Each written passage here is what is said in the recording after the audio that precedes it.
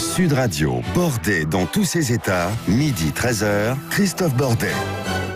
Et je le disais, vous allez peut-être prendre la route ces jours-ci pour aller voir la famille, parce qu'il n'y a pas assez de trains, évidemment aussi. N'oubliez pas, boire ou conduire, il faut choisir.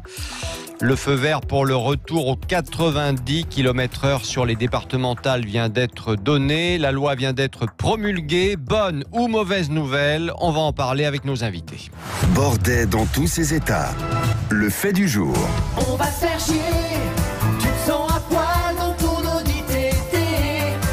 Avancer moins, ça s'appelle reculer.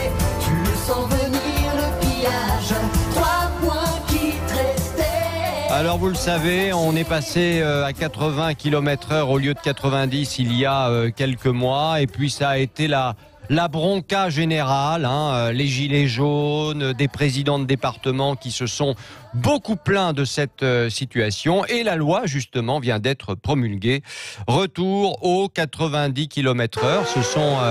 Ah oui, non, là, on est au-delà du 90. Là, on est sur un circuit de Formule 1. Non, on rigole, mais c'est pas si drôle que ça, parce que derrière ça, évidemment, il y a des risques d'accidents, des risques même de mort. D'ailleurs, il faut le savoir, cette période du Nouvel An, par exemple, qui approche, dans 4 jours maintenant, est toujours extrêmement dangereuse sur les routes. Il y a entre 15 et 20 morts par an sur les routes pour le Nouvel An. Bruno Faure, président du département du Cantal, est avec nous. Bonjour. Bonjour. Merci d'être avec nous, Bruno Faure. Et puis Vanessa Brandon, avocate spécialiste de la sécurité routière, est également avec nous. Bonjour. Bonjour. Alors, Bruno Faure, je voulais commencer avec vous. La loi qui revient sur le 80 km/h a donc été promulguée. Vous allez pouvoir rouler un petit peu plus vite, ça vous réjouit ? Ça me réjouit, oui, bien effectivement, puisqu'effectivement le département du Cantal, on a été dans les premiers à se mobiliser contre cette mesure, tout simplement parce que dans le département du Cantal, Aurillac, c'est la préfecture la plus enclavée de France. Nous sommes obligés d'emprunter des routes bidirectionnelles pour arriver à rejoindre des autoroutes qui aujourd'hui se trouvent quasiment à 1h45 de notre préfecture. Et c'était un véritable handicap économique que de mettre effectivement le réseau routier à 80. Mais Bruno Faure, justement, depuis que ce réseau routier est à 80, quels résultats vous avez constatés dans votre département, dans le Cantal ? Qu'est-ce que ça a changé réellement ? Ça a changé, si vous voulez. On a perdu schématiquement quasiment 20 minutes, entre 15 et 20 minutes pour rejoindre une route à circulation, j'allais dire rapide, type une autoroute, sachant que dans le département du Cantal, nous, qu'est-ce que l'on fabrique ? Qu'est-ce que l'on transporte ? On fabrique du fromage, nous sommes une terre d'élevage, donc il y a énormément de camions qui transportent des animaux. On a des pomatières, Alors, je vous entends plus. Il y a un petit problème technique avec votre téléphone, Bruno Faure. On va essayer de vous rappeler. Je pense que c'est un problème de réseau, évidemment, avec le téléphone portable. C'est pas très grave. On va vous retrouver dans un instant. Vanessa Brandon, vous vous réjouissez, vous, de ce retour aux 90 km/h, le cas échéant, parce que ce sont les présidents de département qui vont décider s'ils le font ou pas. C'est exactement ça. Et non, nous, on ne se réjouit pas du tout de cette possibilité-là et de ce retour aux 90 km/h. Et on espère qu'effectivement, dans les départements où ce retour aux 90 km/h sera choisi, on espère vraiment que ce sera un choix qui sera fait après une réflexion particulièrement mesurée, puisque effectivement, notre interlocuteur précédent disait que ça avait fait perdre une quinzaine de minutes pour effectuer des trajets réguliers sur ces départementales bidirectionnelles. Moi, je pense que 15 minutes, c'est pas grand-chose dans une vie et je préfère qu'on perde 15 minutes plutôt qu'on perde une vie.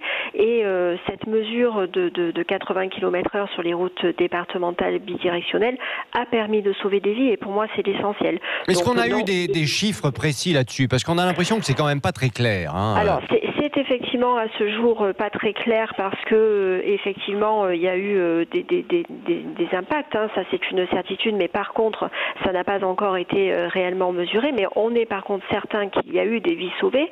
Il y a des départementales bidirectionnelles où rouler à 90 km/h, c'est de la folie. Et je pense que même sur certaines routes départementales, rouler à 80 km/h, c'est de la folie. Donc je pense que il y a eu, vous l'avez dit, un tollé général lorsque cette mesure est passée. J'allais dire malheureusement comme toutes les mesures en matière de sécurité routière. Hein. Il faut se rappeler que quand on a eu la baisse de l'alcoolémie tolérée, ça a été la même chose. Quand il y a eu l'obligation de mettre la ceinture de sécurité, ça a été la même chose. Donc malheureusement, il y a cette habitude-là. J'espère que cette habitude-là ne sera pas aujourd'hui utilisée pour augmenter le nombre de morts sur nos routes. Il y en a Bruno Faure, justement, tiens, Bruno Faure qui est de retour au téléphone. Il y a eu un petit problème technique il y a un instant, oui. Il est réglé, donc tout va bien.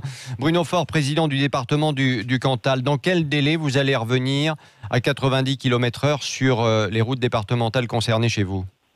Écoutez, aujourd'hui, nous devons demander la saisine par le préfet de la commission départementale de sécurité routière pour présenter effectivement notre dossier de demande de dérogation.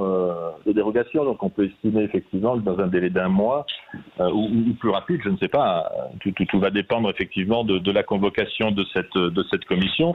Mais très rapidement, dans les quelques semaines qui viennent, nous pourrons la réunir et repasser effectivement à 90 sur notre réseau départemental. Alors, je le disais tout à l'heure, il y a quand même beaucoup de présidents de départements, pas vous visiblement, mais d'autres, qui ont demandé ce retour aux 90 km/h et puis qui maintenant appuient sur le frein. On sent bien que voilà, ils ont des doutes, ils ont peur aussi, notamment parce qu'ils se disent si jamais il y a des victimes, devant la justice, c'est nous qui allons peut-être prendre.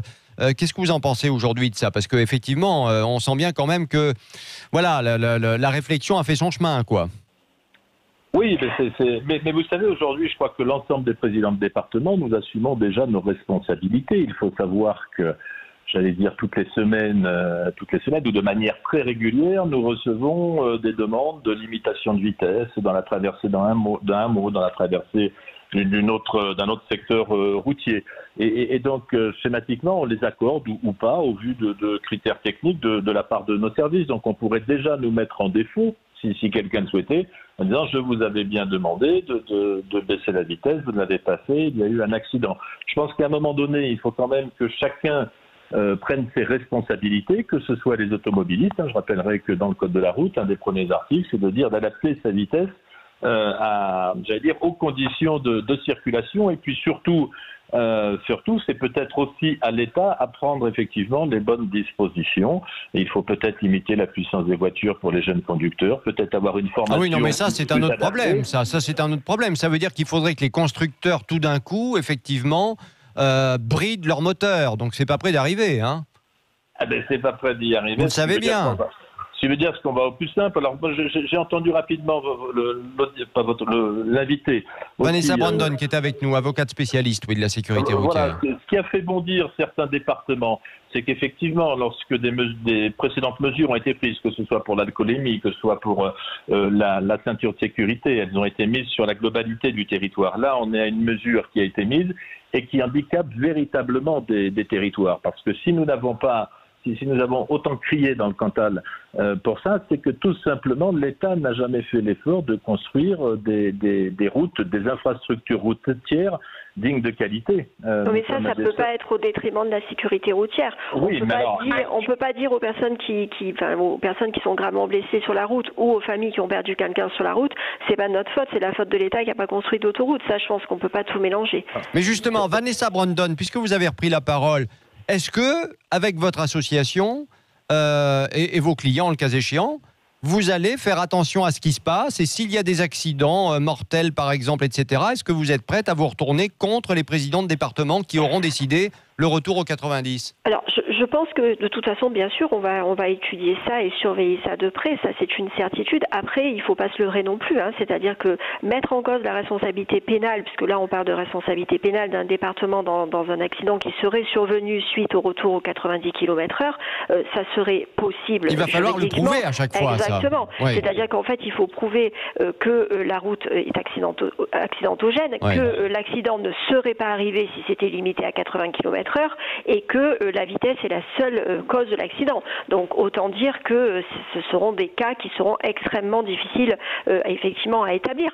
Mais si dans une route qui avait été passée à 80 km/h, qui est revenue à 90 km/h, on observe qu'il y a effectivement une multiplication et une augmentation d'accidents, évidemment on réagira. Alors pas forcément en mettant en cause la responsabilité pénale, mais à tout le moins en faisant des actions pour que le retour à 80 km/h soit instauré.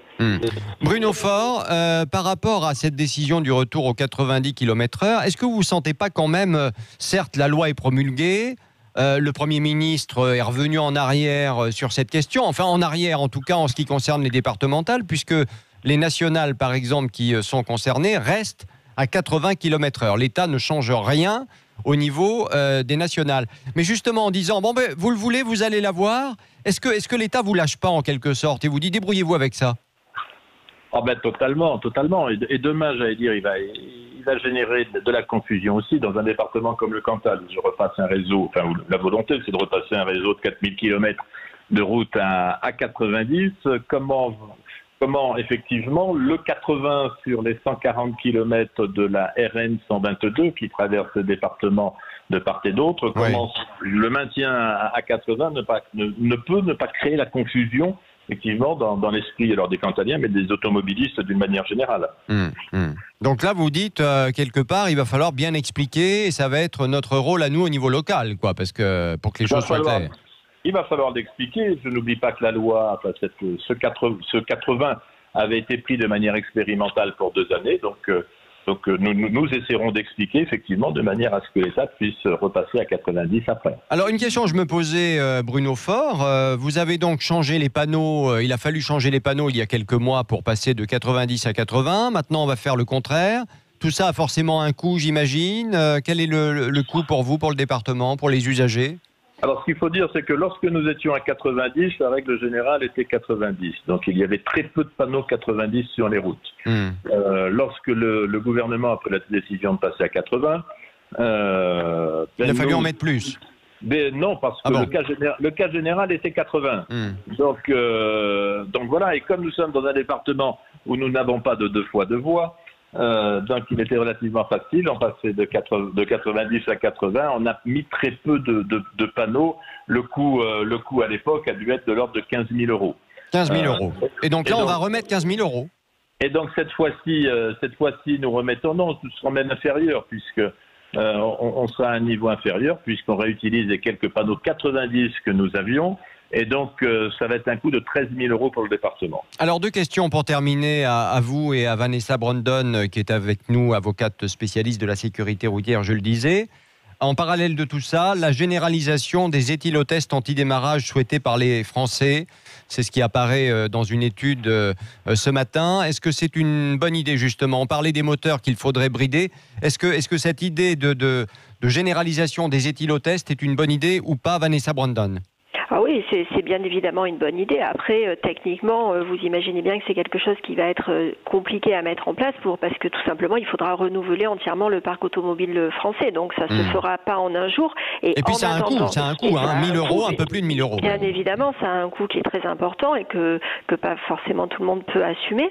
Mais ce qui est certain, c'est qu'en attendant que ce soit généralisé, en attendant de trouver des mesures qui permettent cette généralisation, il faut rappeler que chacun doit prendre ses responsabilités et qu'il est interdit de conduire quand on a dépassé l'alcoolémie autorisée, tout simplement. Bah oui. Bruno Faure, un mois de janvier sans alcool, le gouvernement n'a pas soutenu l'opération, mais les associations vont le faire quand même. Vous trouvez que c'est une bonne idée ou pas ? Il est évident. Alors, un mois de janvier sans alcool, je vais dire pourquoi pas, mais c'est vrai qu'aujourd'hui... Non, mais il y a déjà le mois sans tabac, qui marche bien d'ailleurs. Oui, mais pour moi, ça devient complètement aberrant, tout ça, toutes ces mesures. Par contre, effectivement, qu'on mette des dispositifs pour que des gens qui ont consommé de l'alcool ne puissent pas démarrer leur voiture, ça me paraît intéressant, même si ça peut être compliqué à faire.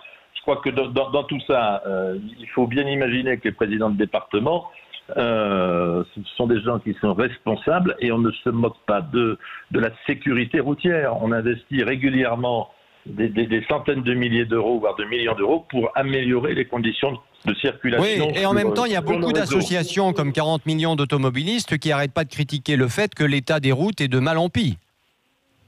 L'état des routes est de mal en pis, mais sachez que dans le département du Cantal, nous investissons à peu près 14 millions d'euros par an pour améliorer la sécurité des conducteurs.